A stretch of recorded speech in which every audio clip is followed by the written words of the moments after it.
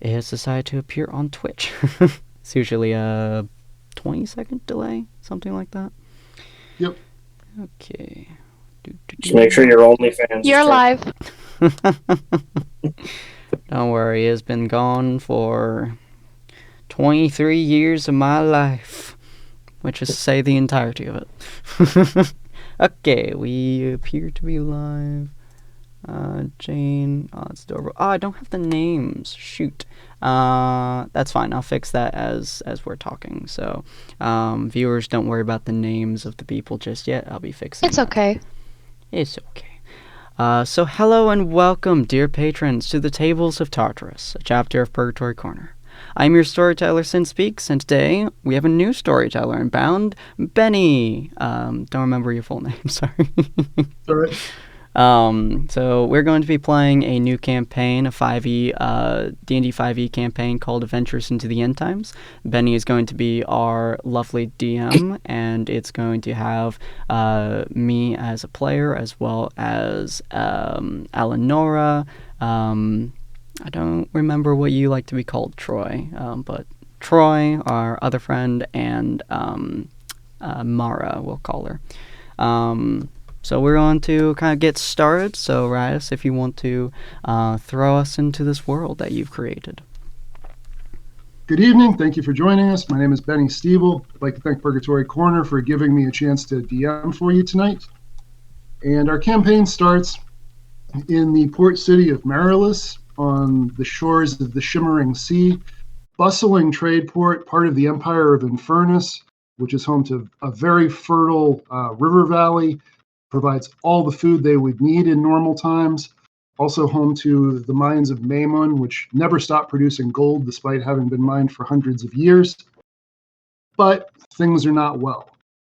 There's been a prolonged drought that has meant there have been several bad harvests in a row, and there have been several major earthquakes that have damaged the temples, the fortresses, and the palaces that are the pride of the empire, to say nothing of the dwellings of the common folk. And all of this chaos has resulted in increased tensions in the area, so the Emperor has had to march his army up the coast to reestablish order with their allies and to confront their rival from across the sea, the Dariag supremacy. Now, as far as our players, we're going to go ahead and we will start with, I believe the pronunciation is Renegar. Just tell me your character's race, class, and whatever you need us to know about them.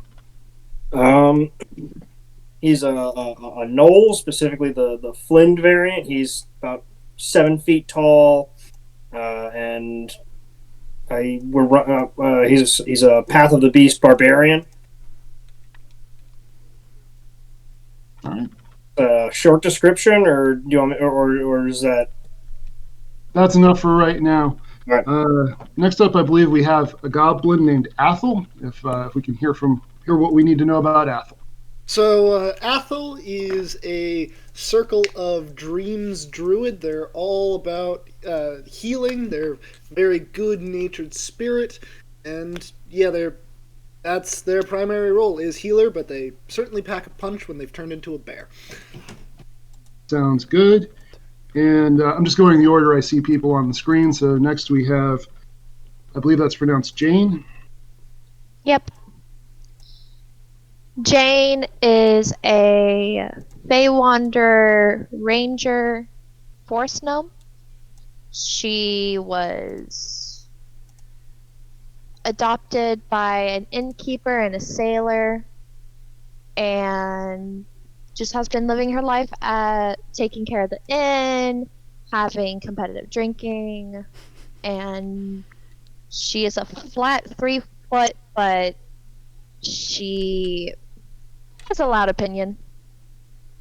And with her iridescent eyes, she'll catch your attention or she'll throw you down. Sounds good. And then I believe our last character is Gromish. Hi. So my character is a 6'6" orc. path of the giant subclass. He's a very fun-going guy who just really, really wants to be a good person, wants to help people. But with his 7 intelligence, he very simply does not understand what really it means to be a good person. So he's just following those around him and finding out what they do for better or for worse. All right. And I believe the collective backstory for how you all got together was that Jane and Gromish visited a tavern that turned out to be the home of an underground fighting pit. And it was sort of one of those, okay, we'll go for one drink, but we're not freeing the enslaved fighters and burning this place to the ground. But, 6 or 7 drinks later, there you were.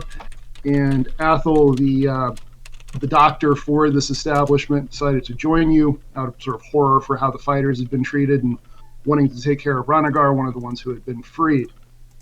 So, you all have a job that is going to get you far away from here, which you want to be because you've run afoul of out of this criminal ring that owned that tavern. You're going to be providing security for a pleasure barge called the Fool's Errand that's taking passengers up the coast to the independent cities. You have a little bit of time in port before the ship is going to leave. We'll start with, I'll say, Gromish. What do you think you would be doing during that time?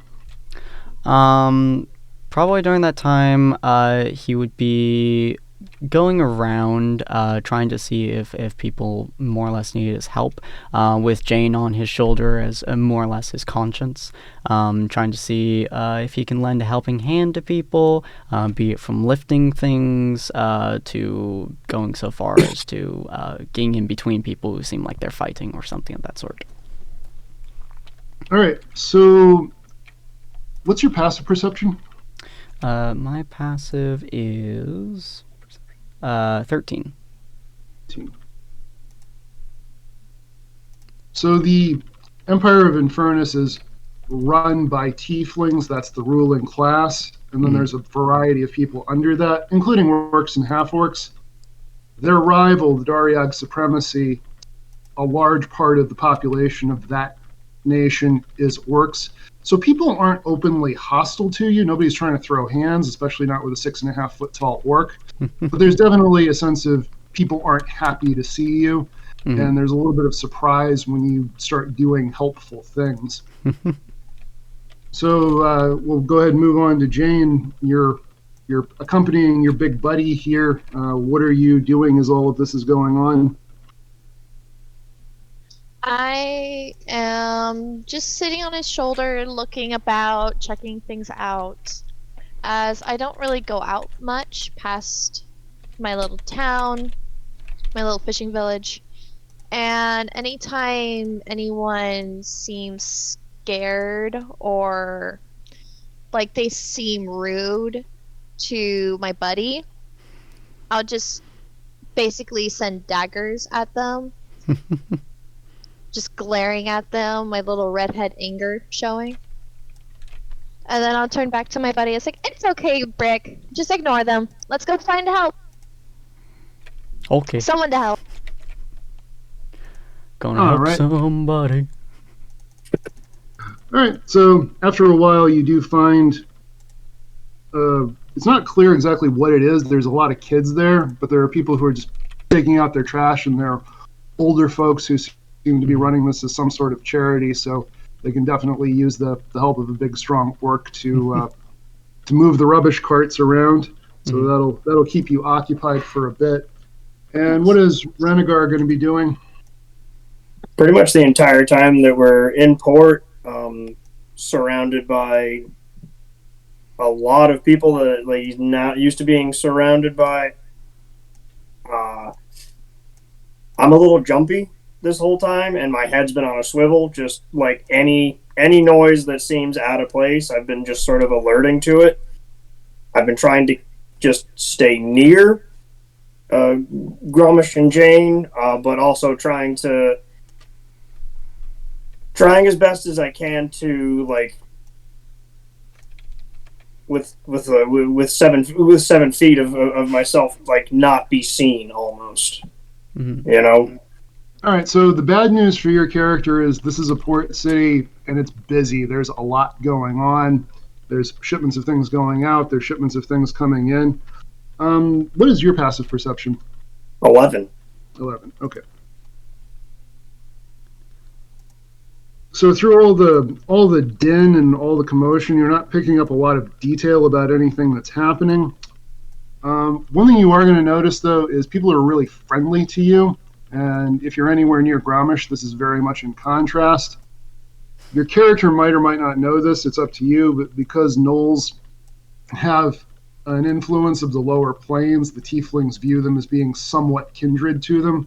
So you're not anywhere near the level of nobility, but a lot of the tieflings are, and people who are sort of okay with the order of things are fine with you being there. So new place, a lot of people, a lot of noise. Everybody's friendly, though, so do with that what you will. What is Jane? Sorry. I was going to add that as Jane's just riding on Gromish's shoulder, she's going to take her jacket off and hand it to Renegar to help cover him. It's like, here you go. This might help. I know it's kind of scary, but you're okay. I take it and just I put this tiny little jacket over my head, like a hood. Tiny hat jacket. I button the bottom button, so I have this I have a babushka with arms. A little on. bonnet. Yeah. Yeah, this is having the opposite effect. It's actually attracting more attention. What is Jane's passive perception, by the way? Her passive is 15. Okay. On a 15, as you're going about your business, you're going to notice something out of the ordinary, which is there's some graffiti on one of the buildings. And the Empire does not dig on things like litter and graffiti, and everybody knows it. So it's going to be a little bit of a surprise to you to see that.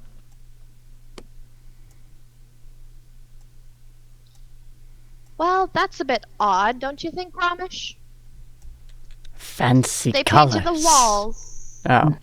They are fancy colors, but they aren't supposed to be there. Oh. Do I destroy the wall? No, that wouldn't help. Oh, okay. Okay. Are you sure? Fancy colors on wall, bad. Destroy? Fancy color on wall may be bad, but it's supposed to be washed off or covered. Not destroyed. Cool. How do I wash it? You're going to try to wash it off? Yeah, you start looking for a bucket. It's like, alright, washing it off. Bucket. Alright, I don't even know what kind of check this would be, but roll a d20 and tell me what you get. Will do. Mine's a fit. D20.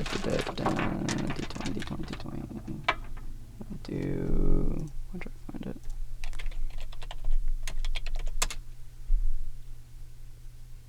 That'd be 11. All right, so you're able to. It's not completely clean, but it's no longer clear what the graffiti was, at least, and it's less pronounced than it was. Mm-hmm. All right. While all this is going on, while all this is going on, what's Athel doing? So while Athel will still be staying relatively close to the group, Athel's going to be looking for people who need to be patched up a little bit and just taking out their healer's kit and trying to sort of stabilize their condition, and also gently pushing for a coin or two after each tend. Okay. So two things. One, what's Athel's passive perception? 15. 15 also. So you're also going to notice the graffiti before Gromish cleans it off. And so you're not really getting into magical healing. You're just using more ointments, your healer's kit, that kind of thing. Is that correct? That is correct, yes. All right. So you do find a few people who are kind of run down looking, and you're able to do impromptu checkups. They don't really have a whole lot to give you. These are obviously people who are down on their luck. you were able to recognize their clothing is that these were probably farmers who, because of the recent bad harvests, are no longer on their farms and have come to town. Do you want to ask them any questions or have any other interactions with anyone in particular while you're here? I'm just going to ask, like, down on your luck, how'd you get to the big city? It's a bit surprising. Usually farmers will go to the small towns. I mean, no offense. Everyone is welcome in the big city, of course, but it's just a surprise to see you here. So a human is going to answer, well, we had to go somewhere. We were told that there were grain stores here, and so we were hoping there would be food. The countryside is pretty barren. I mean, you can do a little bit of hunting, a little bit of fishing, but crops haven't been coming in, so there was no point in staying where we were.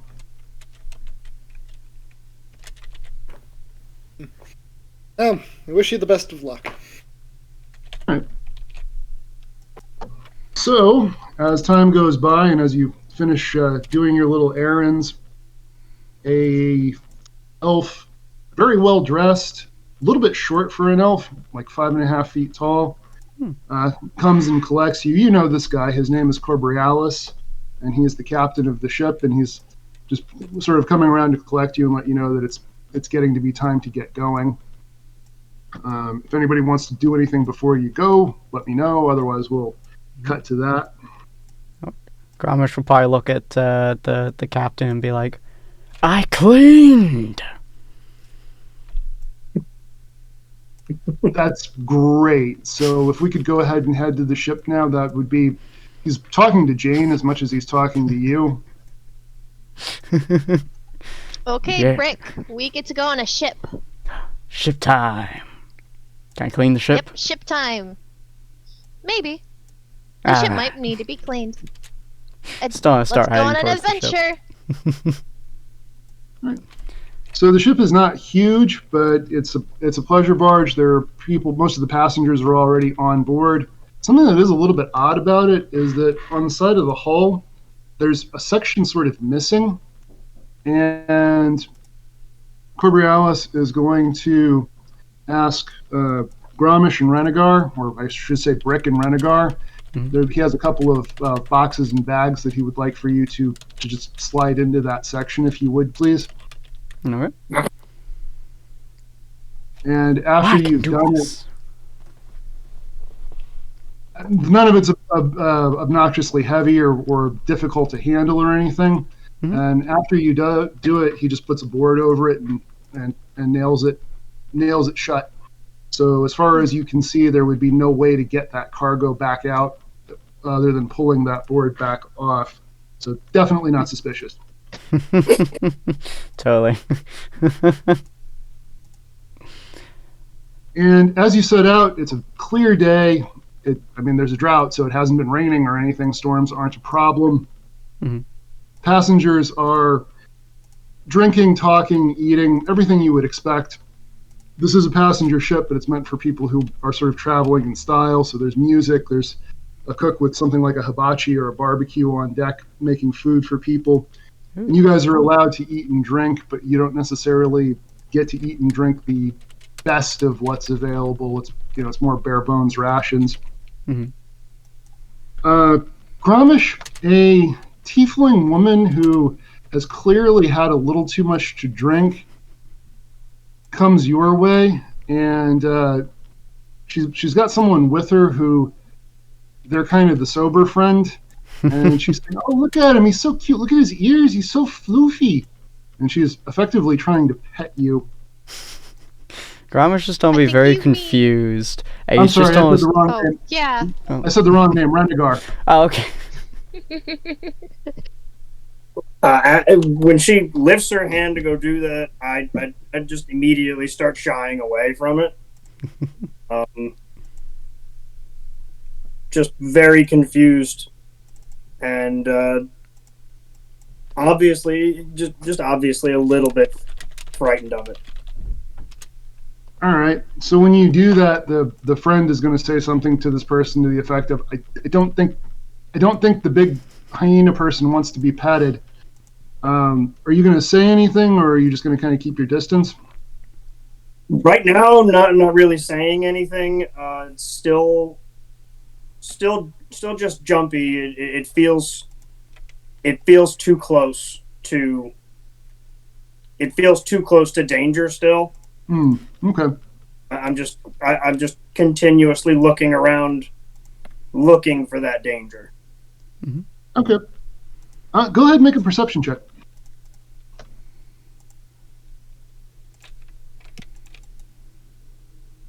That is a 9. All right. You don't see anything dangerous. You're a little bit more calm. And another person has come over to interact with this drunk person. They're kind of not quite frog marching her away, but gently but firmly steering her away from you. And as they're walking away, you can hear her say, "But if not friend, why friend shaped?" He's so fluffy. It must be friendly. Fluffy's Jane. friend. Jane and Athel, you all are both going to notice that there is a bird that is just circling above the boat and seems to be keeping a distance and just on a regular circuit, kind of soaring, I guess you would say, just not flapping its wings, but just riding the currents. And it's keeping perfect pace with the boat. Ooh, is that anyone's bird or is that lunch? Promise I just don't don't look know. up at it. I could stab it. Spear? Jane is going to grab onto Gromish's hair because as he looks up, she almost falls backwards because he tilted. It's like, oh, wait, hold on, big guy. Yes, we shouldn't kill the bird. Oh. So, when they circle like that, it usually means something died or will die soon. Oh. So, Odd. go ahead. So at this point, Corbrialis will be standing directly behind you, and it's the kind of thing where you didn't hear him approach you. He wasn't there a moment ago. And he's going to say, from kind of uncomfortably close and uncomfortably surprising, he's going to say, "That's my bird. You can leave that alone." Oh, okay. Bird friend. Hi, Okay. bird friend. Bird And friend's not responding. It's okay. He might respond later. Okay. now, at this point, you all have been out of port for a little bit, and are, apart from looking at birds, are Jane and Brick doing anything, or are you just kind of enjoying the cruise? I'd probably say that Gromish is just every now and again just grabbing a pail that he just like throws onto the boat and then starts mopping it and squeezes it back onto the pail, and after like 5 minutes or so he just throws it back onto the boat and just mops up again. Very industrious. Yeah. Jane would be playing her little instrument as he works. What instrument does Jane carry? She carries a kalimbai, a thumb piano.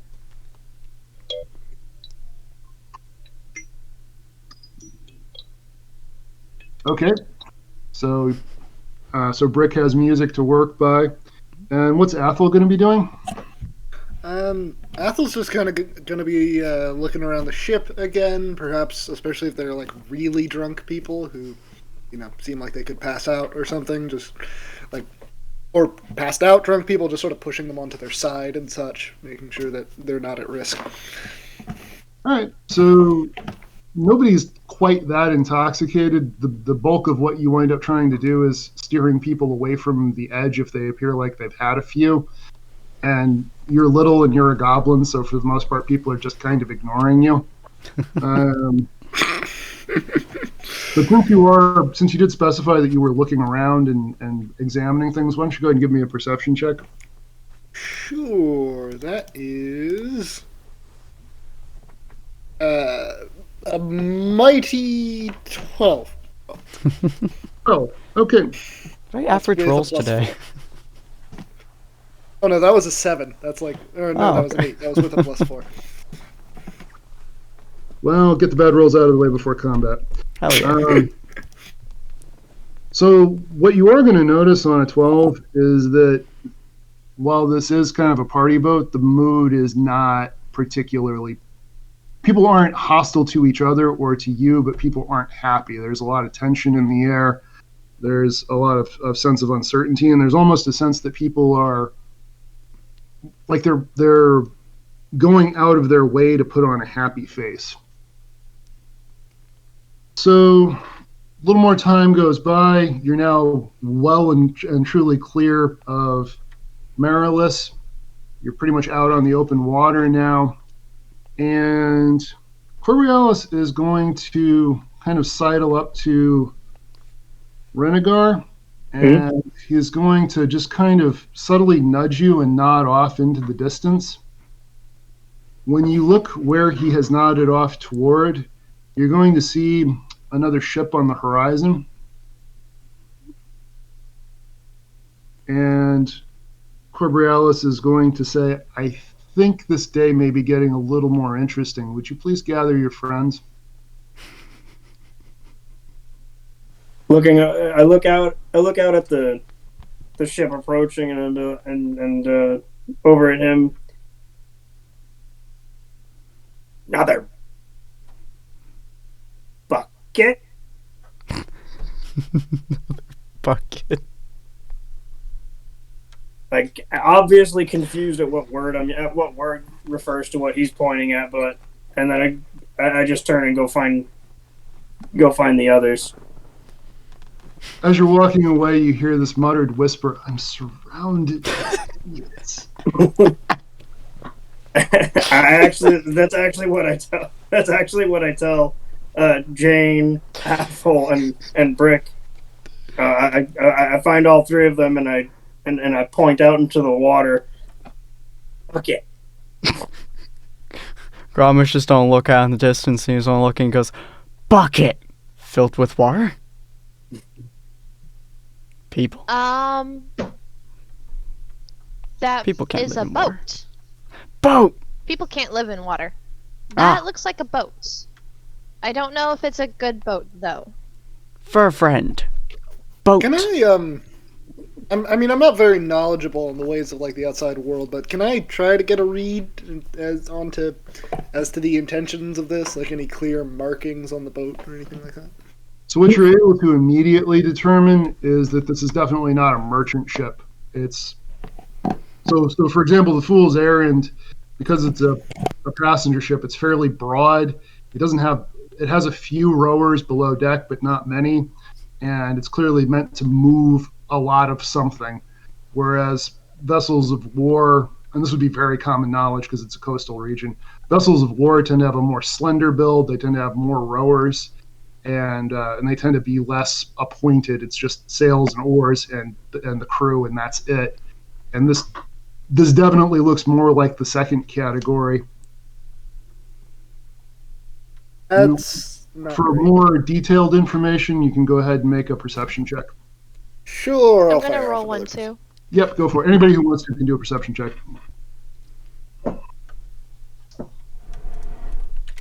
Alright, so that is a 21 for me. Okay, Jane, what did you get?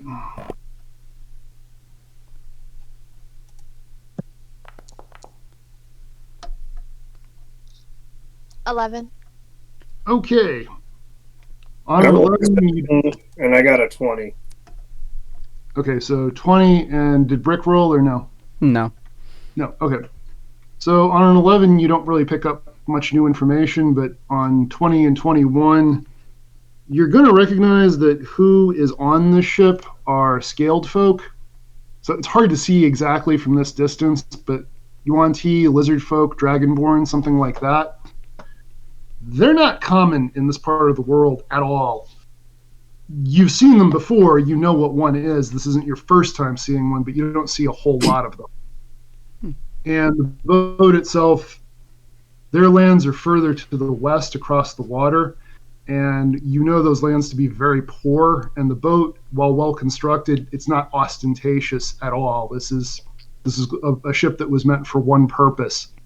And you're also on those high rolls, you're going to be able to tell they seem to be very much tracking with you. They don't seem to be like going a different direction, crossing your path, whatever. They are moving toward you, and they are gaining on you. Spooky.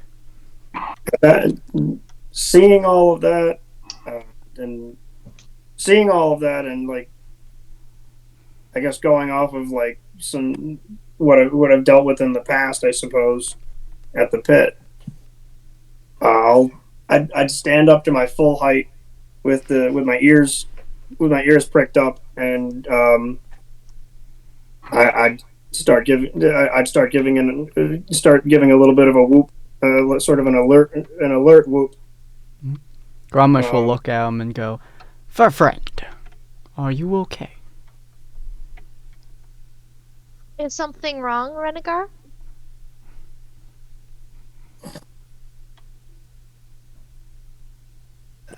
Not like.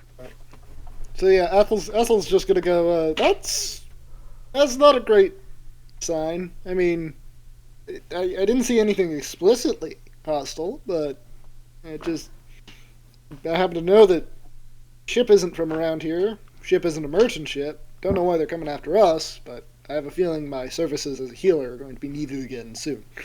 Break raises his fist, and cracks his knuckles, and he's just like, "Bad boat."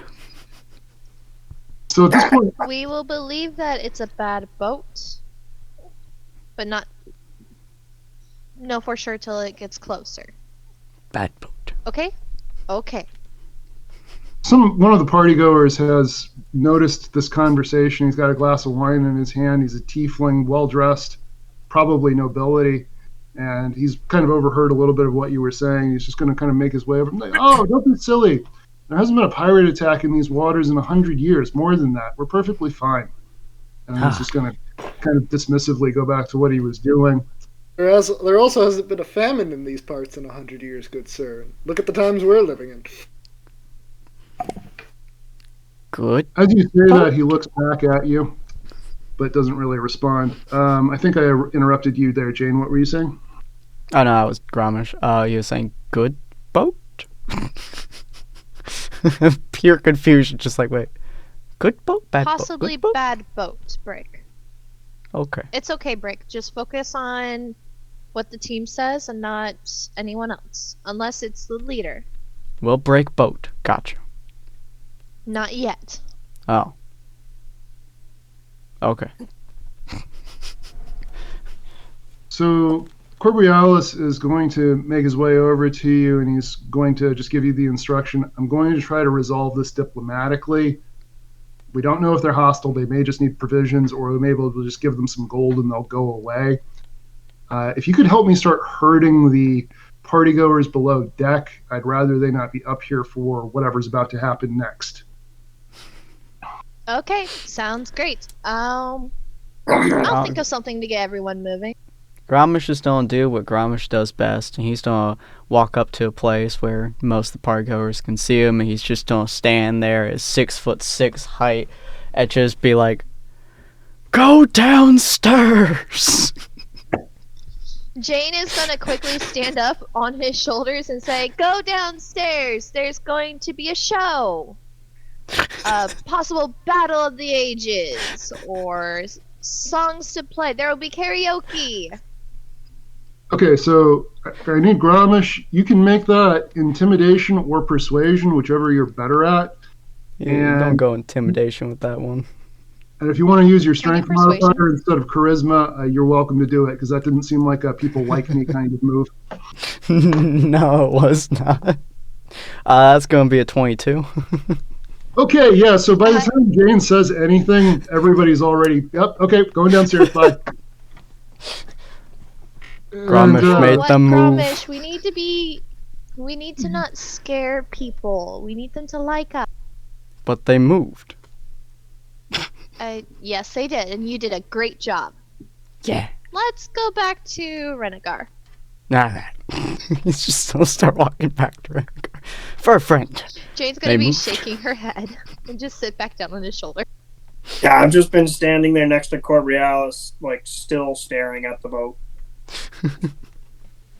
Coriolis looking at the other ship. He's looking at Grommash, like just staring daggers at Grommash at this point, but doesn't really say anything. Friends are safe. So as the other boat starts to draw near, Coriolis sort of waves a hand and hails them. And then he throws himself to the deck as the spear goes flying by and embeds itself in the mast behind him. I may Grommash not don't be a look at. diplomatic person, but I don't think that's going to be a lovely discussion. Grommash. When he gets down on the ground, I look at him and I look at him and ask him and ask him, the bad butt then. Bad butt. That's exactly what Grommash did too. So he's sort of getting back up and dusting himself off, and he's quite so. So why don't we go ahead and roll initiative? Okay.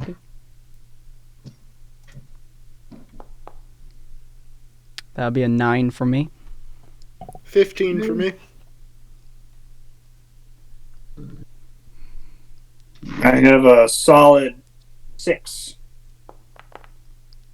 Okay. 20. 20, okay. All right, and I need everybody to please make a wisdom saving throw. Okie My best. 16 for me. Okay. I give Dirty. a wondrous speech about how wise the goblin is, and then I rolled a natural 1. So 19 for Jane.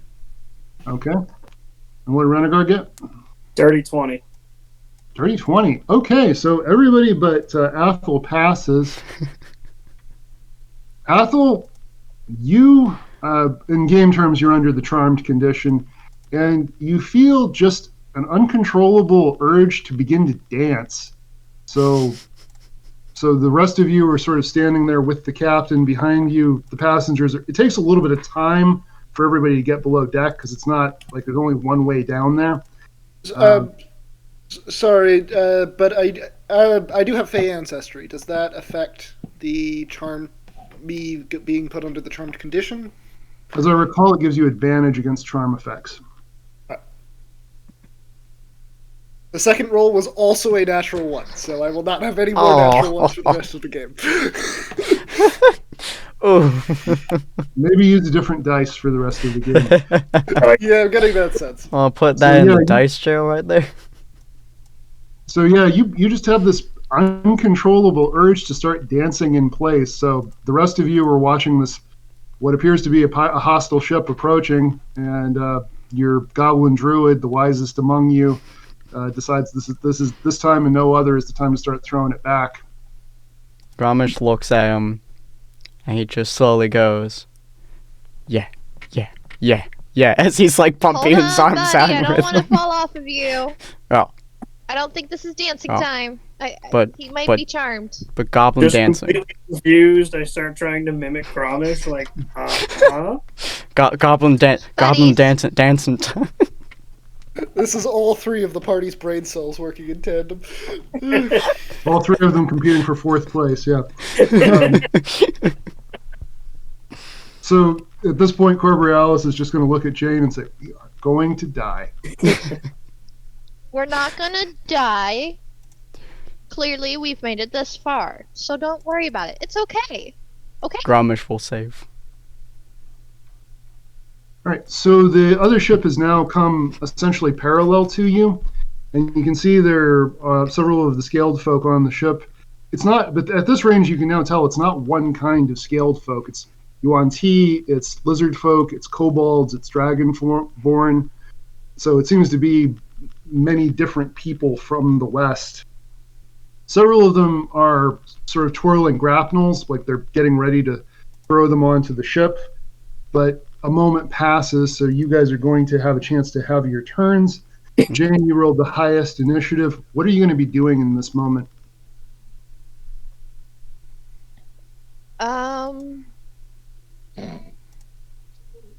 other than trying to convince my team that it's not party time, I'm going to. I don't think I can do both at the same time. Tell me what you want to do, and we'll figure it out. I want to try to charm the enemy, and then Hunter's Mark. All right, so we'll call Hunter's Mark a bonus action. I don't remember offhand. We'll just go with it. And how are you? Tell me about the charm effect you're using. I am going to try to get them to dance also. And they would spell charm have person. to. Yeah. They would have to make a wisdom saving throw. And. What does it have to be? DC 13. All right, and how many enemies will this? How many enemies will this affect? What I can see within range. Only one person, dear. One? Yeah. Yeah. Oh, You okay, charm just a one. humanoid you see within Okay. range. Okay. Humanoid within. Yeah, so just one. All right. Hard to read when you have a baby bouncing. Understand. All right, so he does pass the save, and your hunter's marking one of them. Yes. Okay, and there's no check for that. It just happens, right? Mhm.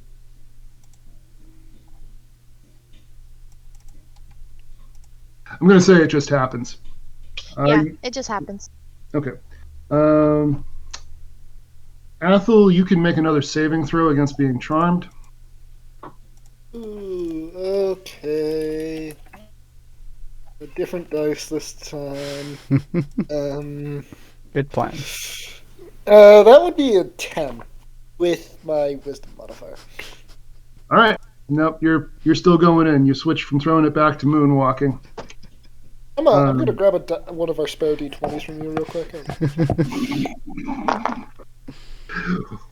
While that's going on, next up in the order is Gromish. Okay. So what Gromish is going to do is he's going to walk up onto the is it the rail is what it's called? Yeah. So he's going to basically walk up to that. Like he's going to grab Jane, put her down on the rail. And he's going to pretty much climb onto it, and then he's going to use because of his subclass, he's going to use the cantrip Thermatagy to make his voice boom up to 3 times as loud to spark an intimidation check. And he's pretty much going to yell out, "Leave!" as he then proceeds to rage and grow 6.5 feet taller as a bonus action. Okay, so that's going to be intimidation roll contested, Okay. Using strength or charisma? whichever you want. I'll do strength. Okay. Oof. That's an 11. All right, so you definitely have their attention, but they're not backing down. Cool. That's my turn. All right, and then last up is Renegar. You said that they had set a gangplank across, and they were coming onto the ship, or No, they have like grapnels, like ropes with hooks on them that they're getting ready to throw across. And for context, the crew of this opposing ship seems to be a little over 20. There are people who are obviously non-combatants, but there seem to be about 20 people who are getting ready to come across, and about half of them have grapnels. I think what I'm going to do is I want to what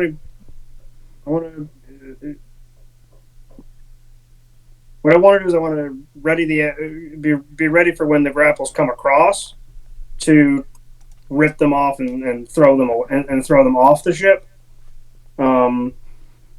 But after seeing Gromish's display, I'm going to go into a rage myself and just kind of like be prepared, I suppose. Mhm. That way. All right, so you're holding an action, and what will happen is what triggers your action is if a grapnel lands and hooks onto something near you, you'll either tear it off or cut through the rope with your claws or something like that. Is that correct? Yeah, that's the idea. Okay. So that action gets triggered almost immediately. Several grapnel lines come across. Most of them land near the rail, and they're just using it to pull the ships closer together so they can step over. So Renegar, I guess we'll make that an attack because you're going after this grapnel that's landed near you. Yeah. All right, and you know what? I'm gonna go ahead and what the hell? I'm gonna go reckless on the attack, and I'm gonna try and just take out as many of them as possible. Okay. In my rage, I get one multi-attack for a single attack on my turn if I use my claws. Right. So here we go. Let's see. That's a 16 on the first one, and a 23. Okay. It's just a rope and hook. It doesn't have armor. Once you're past 20, you've got it. Just in case. Just in case. Yeah, so you just grab two of these hooks and rip them off and chuck them back. What do you do when you pick them up? Do you want to try to pull the people holding them toward you, or do you want to throw it back at them? You know what? I think I will try to pull them towards me, see if I can either get them in the water or sort of on the boat at our mercy. Okay. So that's going to be a contested strength check. Okay.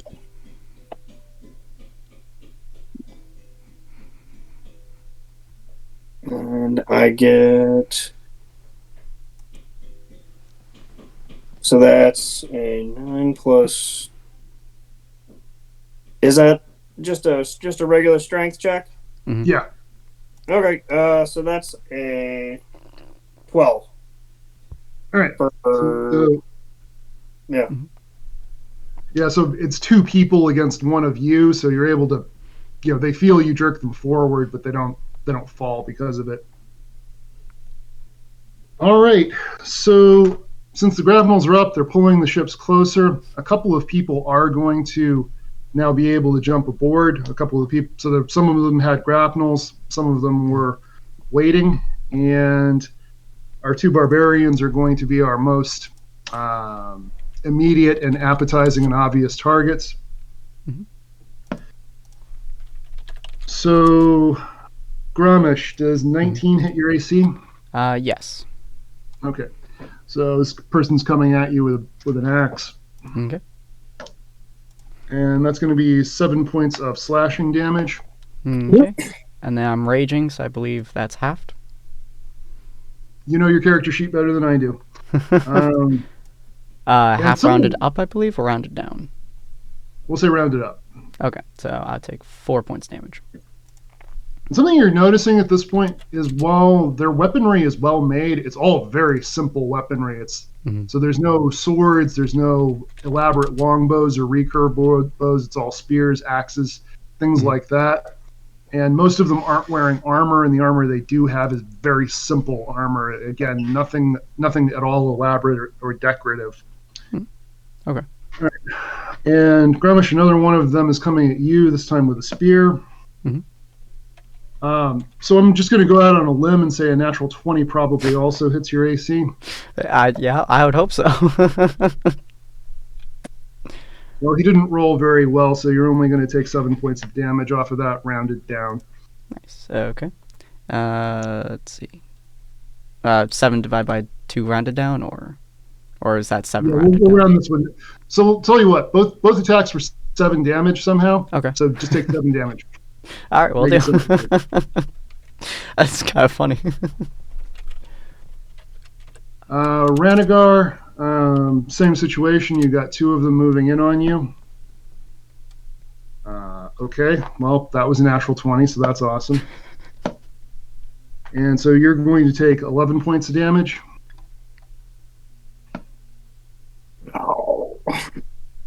Does 17 hit your AC? That meets my AC. Okay, so it's meet or beat. And that's going to be 8 points of damage from that one. And I believe, since you're raging, I believe it has the effect of the damage being reduced. Mm-hmm. Yep. So, yeah. All right, and Athel, since you're a very vulnerable target in your state, somebody's going to throw a spear at you. Does 14 hit your AC? Yes. Okay. He doesn't get the smooth criminal bonus. All right, so that's going to, fortunately, it wasn't that bad of a hit. It's going to be 4 damage on you. Ow. So the situation at this point is that the people who are pulling the grapnels in have managed to tie them off so that the two ships are very tightly bound together, and it's possible to jump back and forth across them, which is what's happening because you're both been engaged. Jane, nobody has targeted you yet, and it is now your turn. Okay, I'm just going to shoot one of them. Likely one of the ones that are on our barbarians. Okay. Which barbarian are you going to try to help?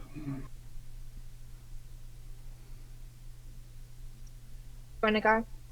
Okay. I know both can do this.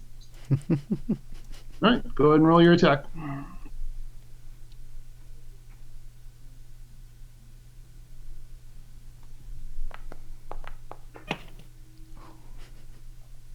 Does a 13 hit? 13 does not hit, just misses. Is there anything else you can do on your turn? Let me check.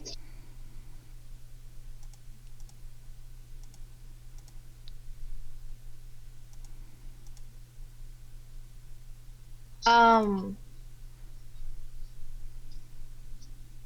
want to minor illusion. Just another fierce roar that sounds like Gromish. Just trying to intimidate them.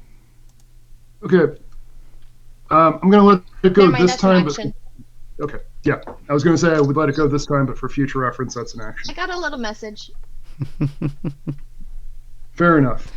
All right. So next up, Athel, because you took damage, you are no longer charmed. What would you like to do? Okay. So there are a bunch of people on the boat now, just to confirm. Yes? That's correct. Several of them have come across onto the boat. Some of them are entangled with Gromish right at the rails where the rails of the two ships meet, and some of them are on the deck. Alright.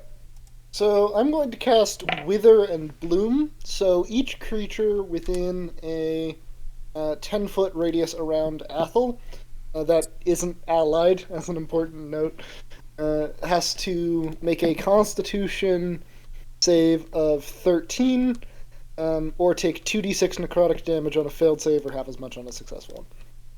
All right, so at this moment, there are 2 of them that are engaged with Gromish at the very edge of the boat, and there are 2 of them that are on your deck engaged with Renegar. So you can pick one or the other. Which one are you moving toward and engaging with? As Renegar has some help, I'll go for Gromish. Okay. And what was the save? That was Constitution of 13. Constitution of 13. 1 passes, 1 fails. Alright, and the damage is 9 necrotic damage. And I can also give one person an unspent hit dice to roll to heal them up, which is going to be me, because I took some damage, so... It's a very smart plan. Actually, that's a 5, so that gets me back up to full health. Okay. All right, great. That's it. So. That's it for your turn. And just so you all know, whenever I do a combat, I always do all of the bad guys and all of the team. It's just a lot less confusing than trying to do order intermittent. You already figured that out. Gromish, you're up. All right. Gromma's just gonna look at the folk that. What weapon did he use? I'm assuming misused axe. Yeah. Yeah, he's gonna look at him and just kind of like slam his fists together and go, "Try harder, like this." And he's gonna use his two weapon fighting, just natural to do a main fist attack. With his, that's the wrong character sheet, with his weighted gauntlet, using his modifier. Okay. And that's going to be a 14 to hit. 14 just hits. All right. Then rolling damage on that. It's going to be 11 damage, and then he's going to follow up with his left hand, which does not use his strength mod. So that's just going to be a flat d20, I believe. And proficiency, so d20 plus 2. D20 plus proficiency plus strength to hit. If you don't have two weapon fighting, you don't add the strength modifier to the damage. Oh, to the damage? Okay. Yeah. So in that case, that's going to be plus 7 still. 15 to hit. Definitely hits. Are you targeting the one that Athel had injured, or are you targeting the other one? Whichever one hit me is the one I'm targeting. Essentially telling him, this is how you hit hard. So that's going to be 1d6 damage on top of that. So that's going to be a total of 17 damage. All right. That's going to be my turn. I rolled the dice I rolled the dice to determine whether or not that was the same one that Athel damaged, and the dice decided that it is. So with that, describe your cinematic kill. Nice. So he's essentially going to like punch him in the gut, like straight up lifting him in the air, and then he's going to move his hand down, so he's still in the air, and then slam his other fist into his back, and just slam him into the ground and stand up. Yeah. All right. So that railing is now broken, and there is one less lizard folk attacking the ship. I know. Jane is just going to cheer. It's like, good job, buddy, you did it. Keep going. Now, more of the enemy are coming onto the ship, and not all of the passengers have made it below. Behind you, Yanti is going to stab one of the passengers, who is a tiefling, stab him with a spear. The passenger responds with a hellish rebuke, which means that a significant portion of the deck is now on fire. And my body! Coriolis is going to... you're going to realize, like, where was he this whole time? Like, you haven't seen him for a minute. But he's going to just kind of suddenly be behind this Yuan-Ti and rather brutally stab them. The Yuan-Ti falls, and he's going to say to the remaining people on deck, get below deck. And Athel and Jane, because you both are arcanists to one degree or another, you're going to realize there was some weight of magical suggestion behind it, and you're going to notice that when he does this, most of the passengers, it ceases to be a panicked rush to get below deck, and it becomes much more calm and orderly. And the one who was already engaged with you, Grommish, is going to take a swing at you, and he's going to just miss horrifically. Another one is going to run up from the enemy ship, shouting something in Draconic. Does your character speak Draconic by any chance? He does not. Dwarvish giant orc. Okay. So he shouts something in Draconic, and you don't know what it is, but it doesn't sound friendly. And he rolled a natural 1, so he's it's the kind of thing where he's like a running charge, and you just kind of lightly sidestep. He trips over the rail and face plants, and he's now prone next to you. Hit me like I hit your friend. Renegar,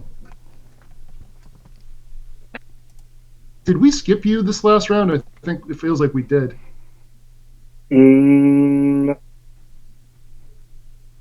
I don't. I'm not entirely sure. Okay. To be- All right. You know what? I think we did. So you're engaged with 2 people. We'll just have your turn now, and we'll retcon. Yeah.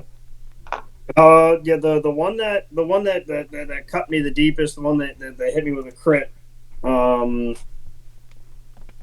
gonna go all in with 2 claws, and I'm gonna use my offhand, my bonus action to bite down on him.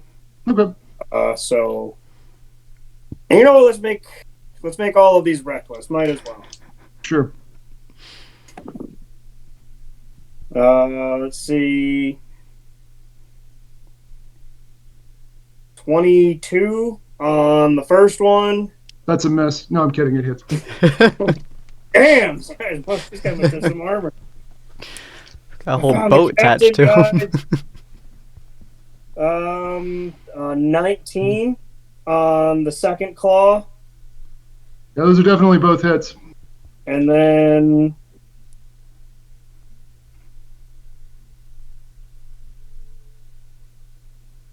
yeah, and you know what? I'll roll the damage for those first. Yeah. And those are both a D6 now. So that's 8 total damage for both of those claw attacks. Good. And then the final bite attack, I'm just gonna sink my teeth deep into his shoulder with another 22. Definitely hits. And this one is just a straight D6 by itself. Okay. With 4 more piercing damage. All right. So he's still up, but he's not looking great. So the one you've just been mauling is going to take a swipe at you and miss badly. He does get advantage. He does get advantage on attacks against me because I went reckless. Oh, okay. So in that case, does 16 hit your AC? Just misses. Just misses. All right. So second attack with advantage. Second attack not from him, from the other one. And yeah, the higher of the 2 rolls was an 11, so nothing there.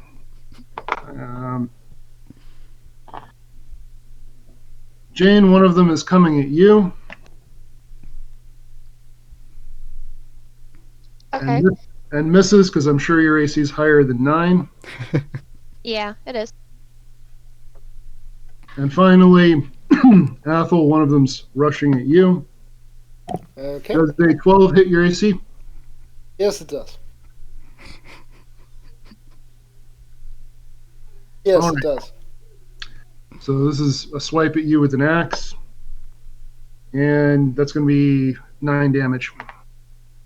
Ow. What's your AC, Athel? It's actually exactly 12, and I believe meets gets past Meets it, beats so. it. Yeah. Oh. Yeah. So sorry, man.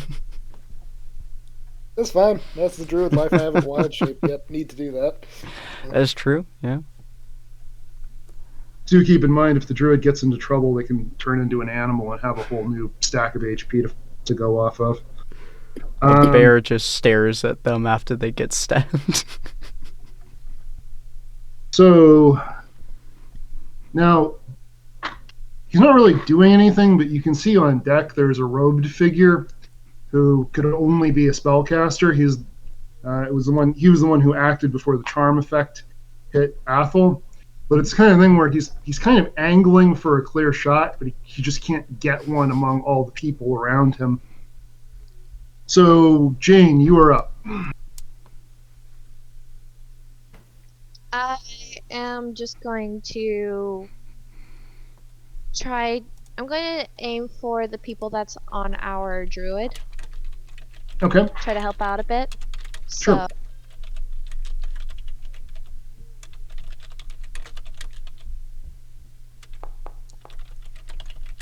that's going to be 21. Definitely hits. Okay.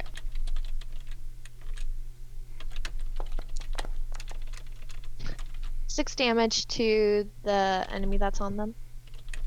All right. And are you doing anything else this turn?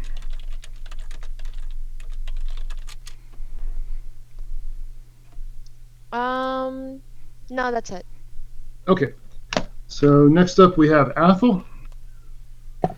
All right. So Athel is going to wild shape. Unfortunately, I believe for me though that takes a full action because I'm not the special type of druid.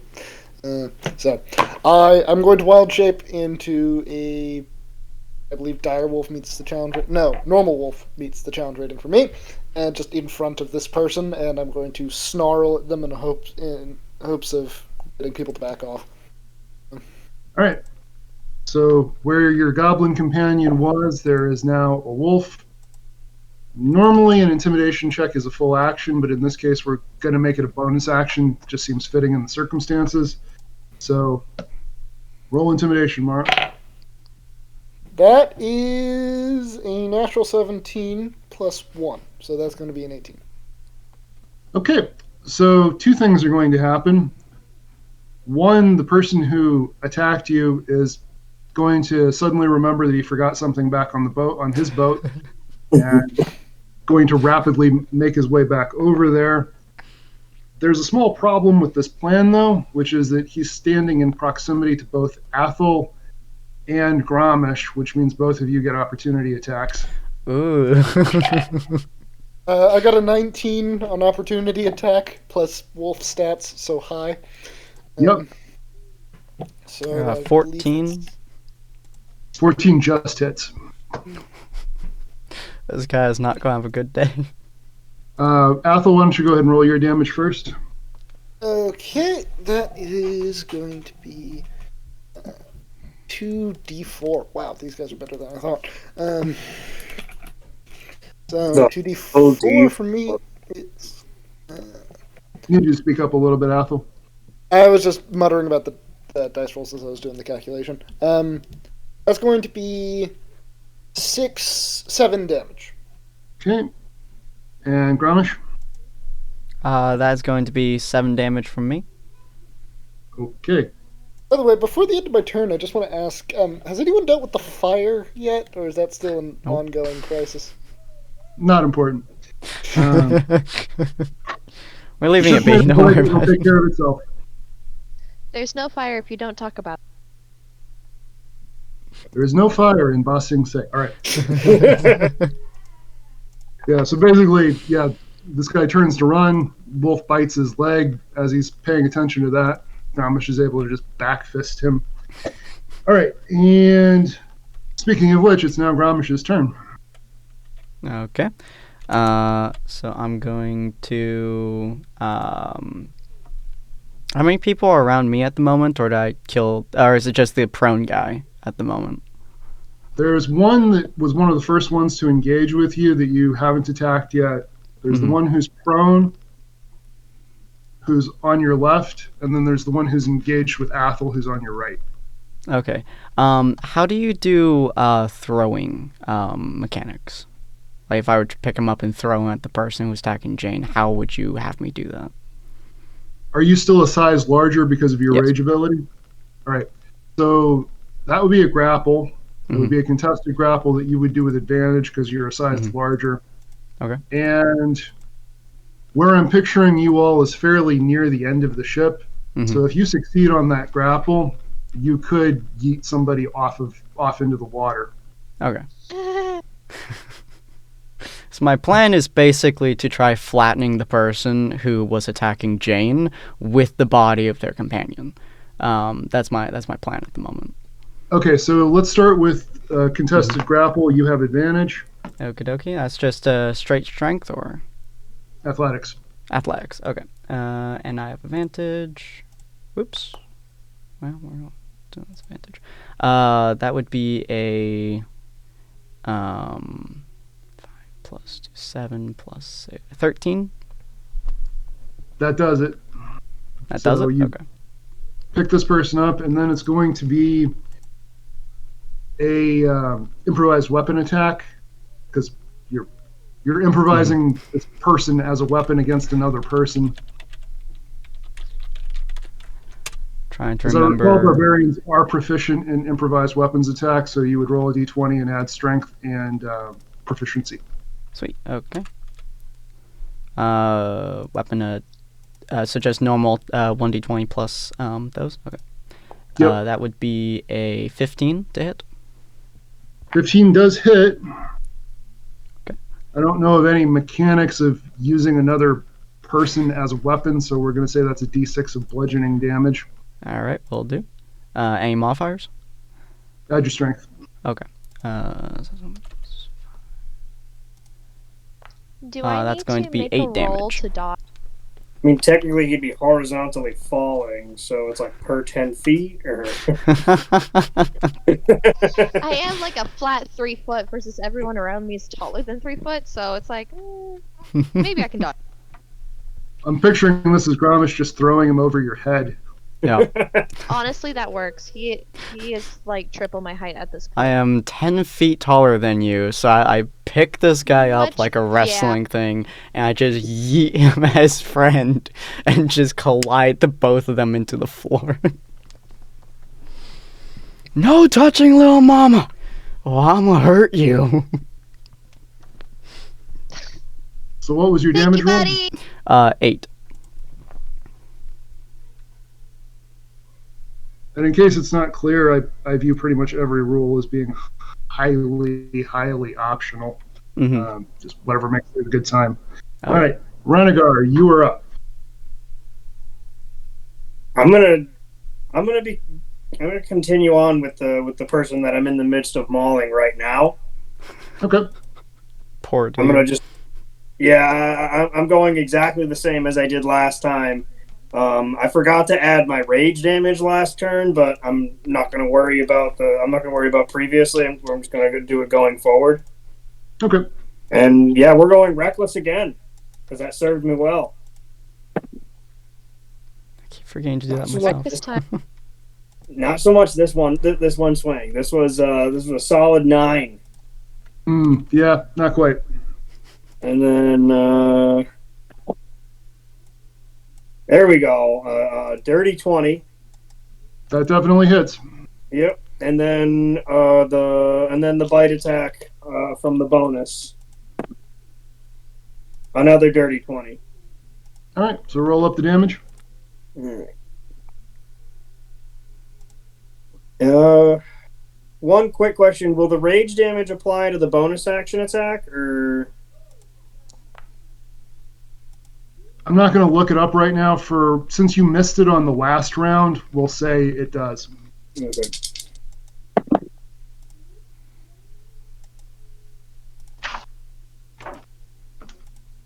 That's 12 whole damage.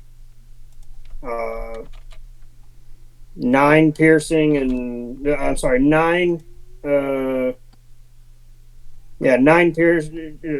9 slashing and 3 piercing. Blech. All right, and tell us how you're removing this guy from the census. I mean, it's not very different from that scene in The Revenant where it just tossing him around with one claw after another and then just biting down right on his neck and throwing him to the side. All right, so you do that. I did look up rage damage for future reference. It looks like it's every attack that rage damage applies to. All right. It doesn't say anything about one attack per turn or anything, not that I can see. Okay. All right, so behind you, I think Athel and Jane would notice this because you do have fairly high passive perception.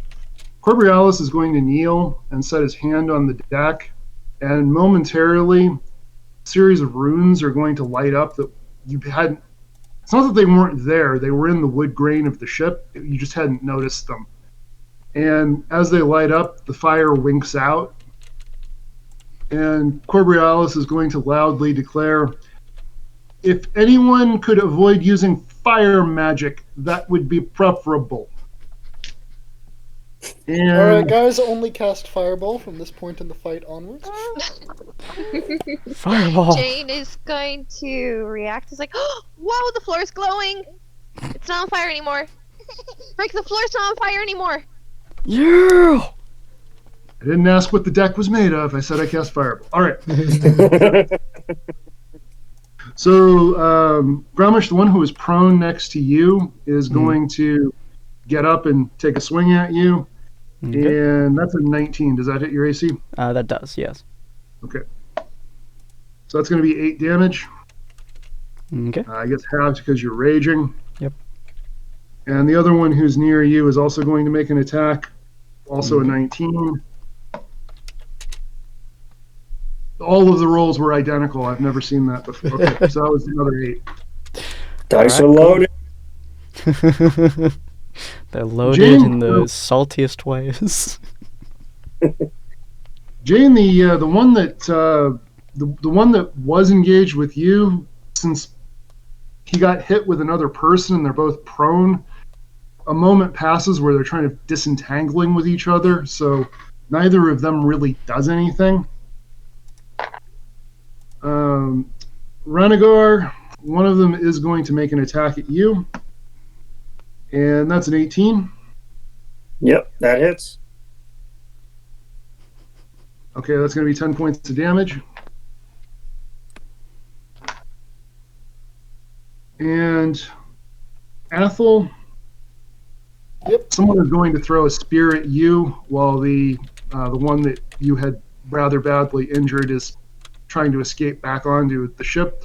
There's some confusion happening on the opposing ship because this person running away is creating some confusion of like, did somebody give an order to retreat or get back there? You know, there's a lot of conflicting stuff happening. And even if you don't speak Draconic, you have a sense that they're not quite as sure of what they were doing a moment ago. But someone is sure enough to throw a spear at you. What's the wolf's armor class? The wolf's armor class is, and this is why you always have the stat block up, 13, so it's actually higher than my base. All right. Still lower than 22. Huh. Yeah, just a little bit. And you're going to take 6 damage. Cool. Now, the caster on the opposing ship is going to finally manage to elbow his way close to the front. He's going to cast a spell, but he's not casting it at you all. Whirling blades appear above you. They're not targeting any of the people. What they're targeting is the rigging of the ship. So it's cutting through the ropes and sails. And that brings us back to Jane. I'm going to try to aim for the spellcaster. All right. Go ahead and make Is your he the one? Is he the one that casted the charm in the first place? Yes, he is. As far as you can tell, he is the only person on the opposing ship who's obviously a caster. Okay, so he has my hunter's mark on it. Okay.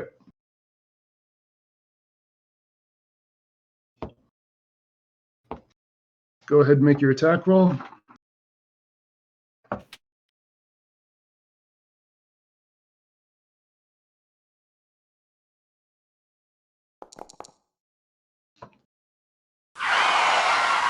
That's a 9. A very sad 9. Very sad 9. And the hunter's mark doesn't give you any bonuses to that or anything like that? Let me check.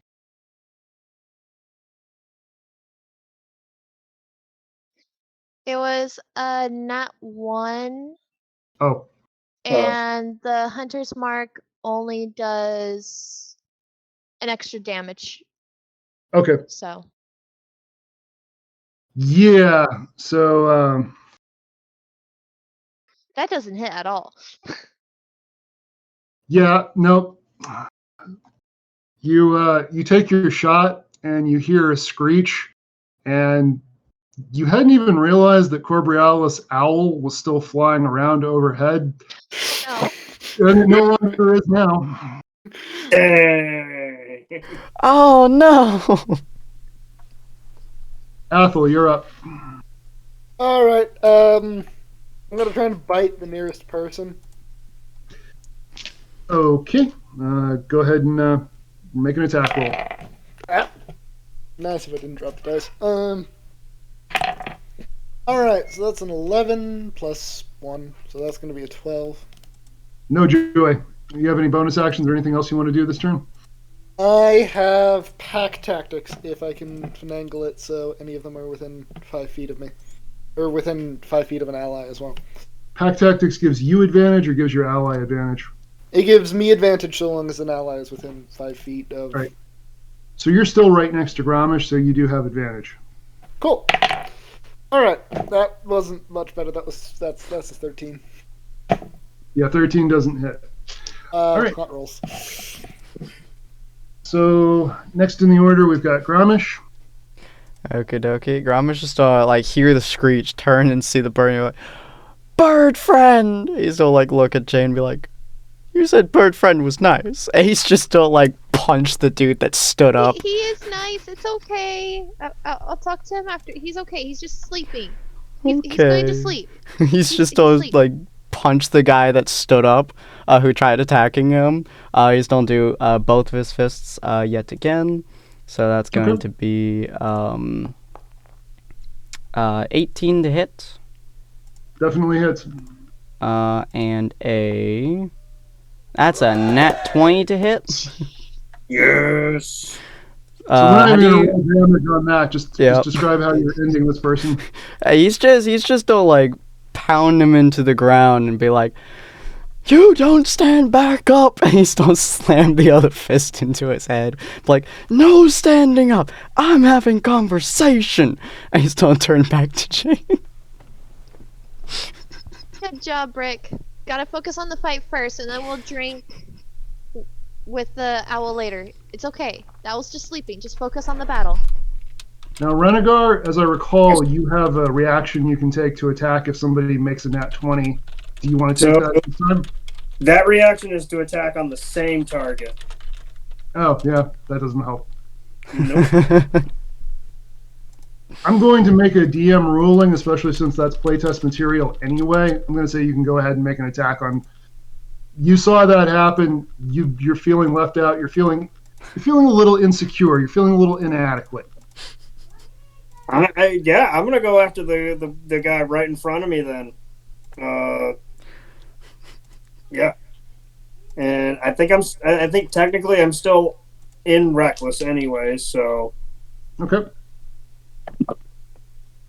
And that's 23, I think. Definitely hits. So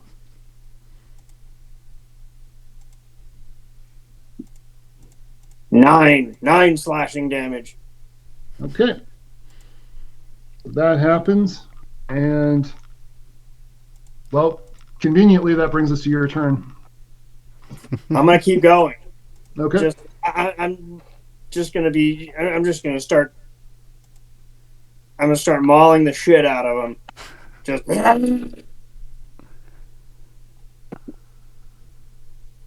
natural 20. Okay. That first one. You know what?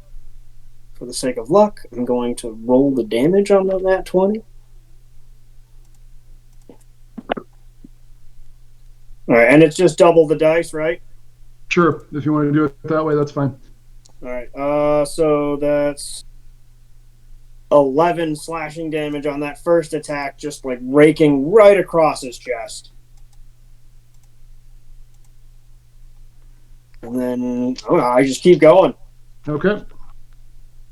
With another 23 with the second claw. Definitely hit.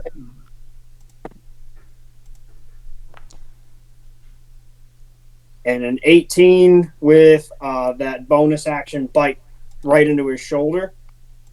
All right. So, I mean, at this point, you've essentially disassembled this person. Yeah. All right. So, I mentioned before there was starting to be a little bit of a change in the mood among the attackers. And they're not quite breaking yet, but you can see there's a lot less enthusiasm. And the senior among them are much more urgently shouting at the younger ones to get in there and fight. But their enthusiasm for this situation is not what it was a few minutes ago. Yeah, I'm standing over both dead bodies, just like arms outstretched, covered in the blood, just And Grommish is just like, he turns back to the group and he's like, "They're sleeping!" Shh. All tuckered out, poor little guy. All right, so the caster is more or less directly across from Renegar, and he's going to target you with a magic missile.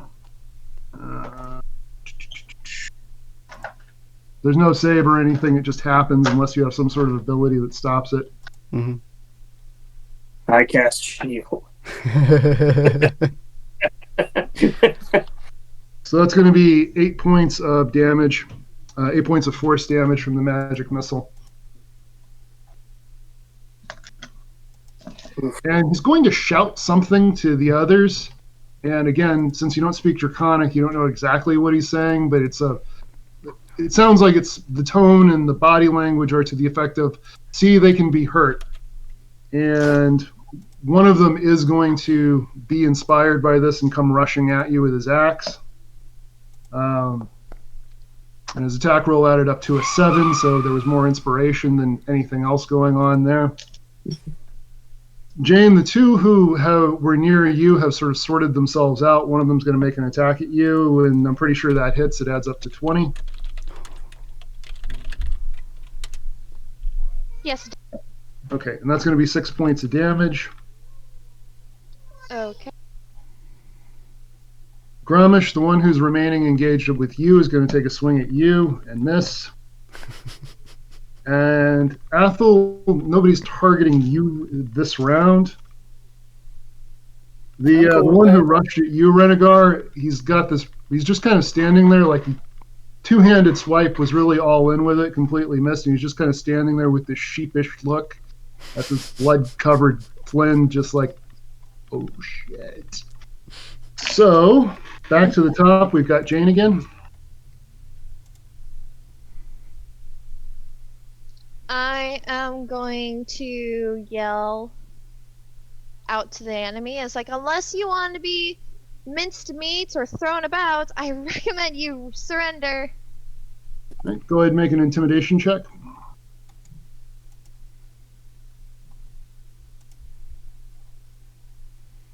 That's a 10. I don't think they're really convinced by a 3-foot person.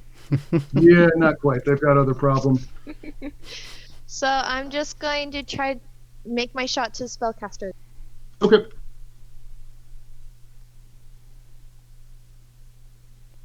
That's a 20, a dirty one. All right, go ahead and roll up your damage.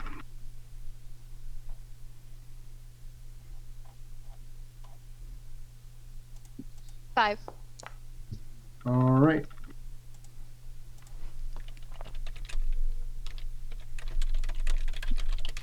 So even though it's not a tremendous amount of damage, now that it's him getting hurt, Oh, wait, I need... That's right, he has his hunter's mark on him. Hunter's mark on him, right. so...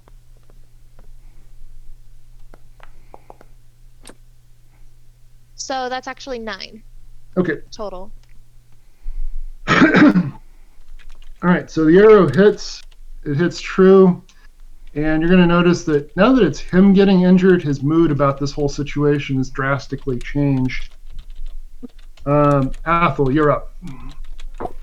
All right. I'm going to move to the nearest enemy and bite them. All right, so you're still close to Grommish, so that's still pack tactics. Lovely. Well, that's a base of 16, so 17 hit. Yep. Cool. The bite is 2d4.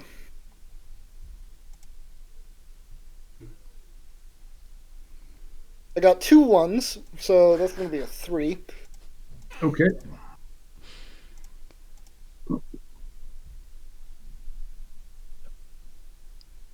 That's it. That's me. That's me done. All right. Anything else you're doing on your turn? Nope. Okay. And Grommish, that brings us to you. Okie dokie. he's going to look at the spellcaster, and he's going to go, "Are you next, little man?" Does he say anything in response, or? What was it you said to the spellcaster again? Are you next, little man? Make an intimidation check. Will do. That's going to be 22. All right, so the spellcaster in response shouts something in Draconic, but you don't know what he shouted. Are you doing anything else this turn? He's going to the whoever the druid is biting. He's gonna look at, and he's gonna go, "This is gonna be you if you don't get off my boat!" And he's gonna just one punch this time the druid in front of him. So he's just gonna roll his weight gauntlet again. Yep, strength. That's going to be a 25 to hit.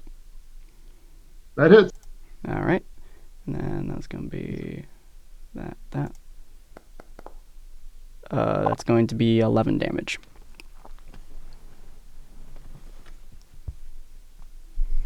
That's going to be his turn. Hear me? I can hear you. Can you hear me?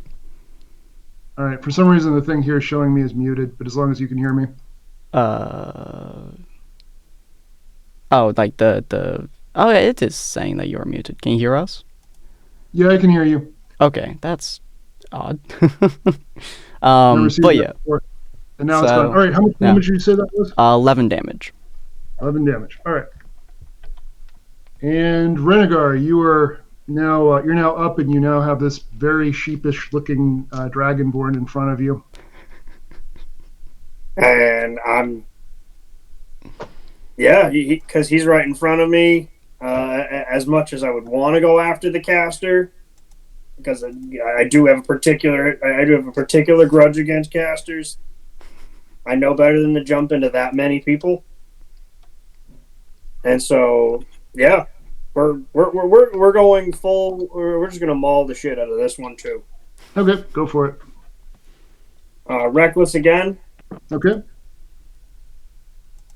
Which is a good thing. That's a 24. Definitely hits. A 12.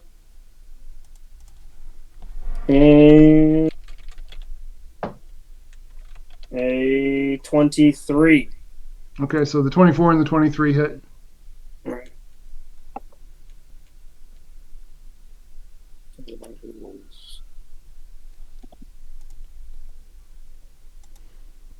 That's 7 slashing and 5 piercing with the bite. So,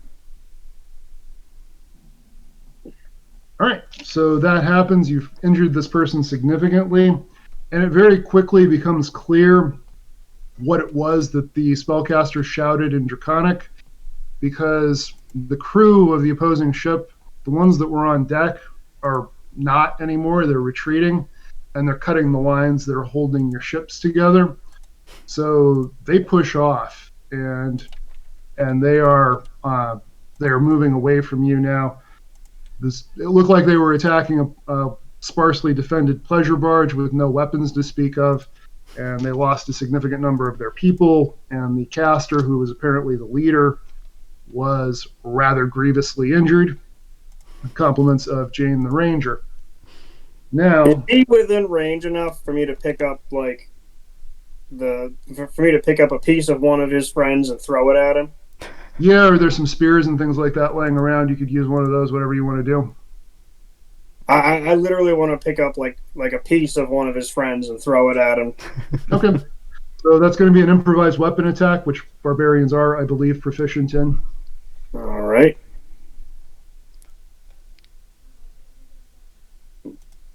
Is that using my dexterity or Just strength. So yeah, that's a 19. That hits. What's your preferred body part of choice to yeet at somebody? I actually want to throw. I want to throw one of his friends' heads at him. Okay. Just full like from downtown throwing the basketball. We'll call that a D6 of bludgeoning damage plus your strength mod. All right.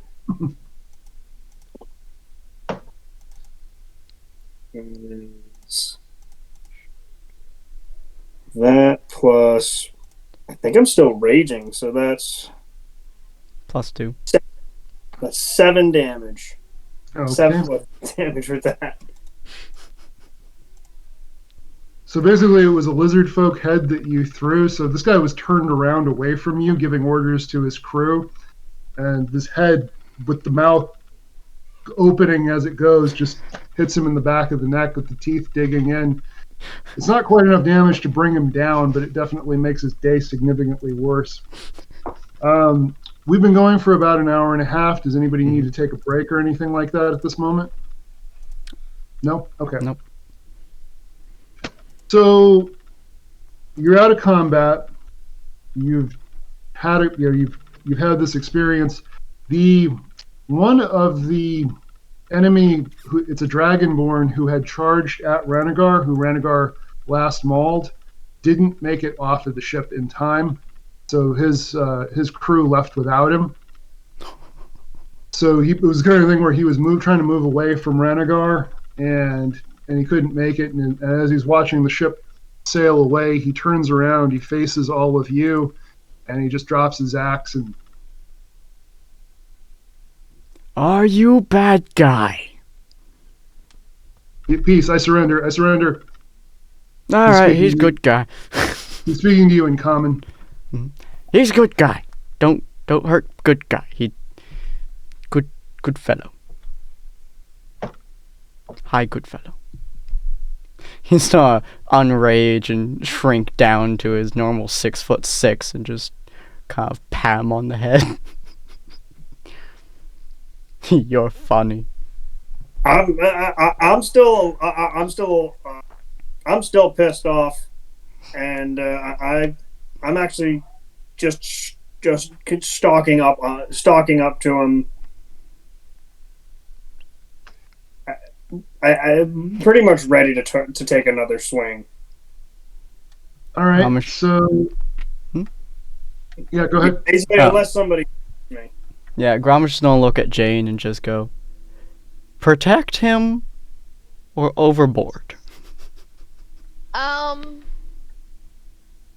Jane's gonna look at the guy who's surrendering and back at her two buddies, just assessing the situation. It's like, protect. Alright, protect. He's gonna pat his head a little bit more forcefully and go, you're under my protection. You're my friend now. You're my little. I like my littles. So this person is a dragonborn, so they're over 6 feet tall also, but you're still significantly bigger than they are. Yeah. It's like, you're my little now. It's just like barely like probably a couple inches taller than him, so it's like this basically. It's like, you're my little now. I like my little. He's gonna like clap his arms and turn to Ranagar. I haven't gotten the message. I'm increasing speed with every step towards him. So Corbrialis, Ranagar Corbrialis is going to, as is his way, appear almost out of nowhere. And just like, stop. I want to know who they were. I want to know where they're going. I want to know why they attacked us. Friend now. Now, you're easily twice this elf's size, so you can probably brush past him and do what you want to do if that's your goal, but I'm leaving that to you to make that decision. Mm-hmm.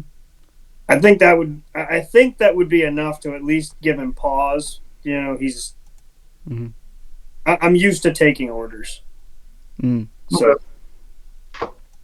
So Corbrialis is going to approach this guy and just order him to his knees. The whole party is kind of in proximity.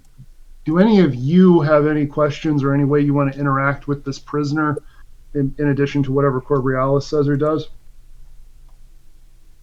I'm gonna lightly patch up his wounds if he has any. Okay. So you're out of wolf form now? Yeah.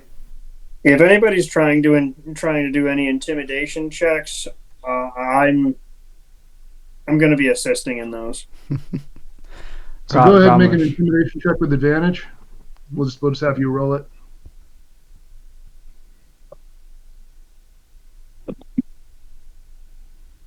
That is a dirty 20. This person is terrified. They will answer any question that anyone asks them. Amish just don't look at him like right in the eyes and goes, "What were you doing? Were you making friends?" Well, sort of. We were hired. The Daryag supremacy is confronting the Empire's army north of the city of Tiberias, north of one of the independent cities. There's going to be a confrontation between the two armies. We were hired to join the fight, and along the way, we, when we see places that look like they have easy gold or easy food or whatever, we've been stopping and taking things. That's a bad way to make friends. You could ask. So you're just another dirty thief. I'm not a thief. I'm a warrior. My brothers and I fought bravely. You are formidable, but A warrior and a thief can be the same thing, friend.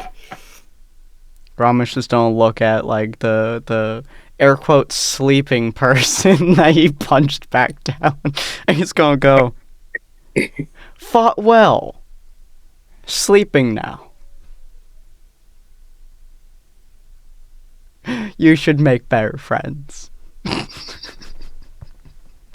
So at this point, this Dragonborn is, what you said is going to set him off, and he's going to bare his teeth and like rush up back to his feet and open his mouth.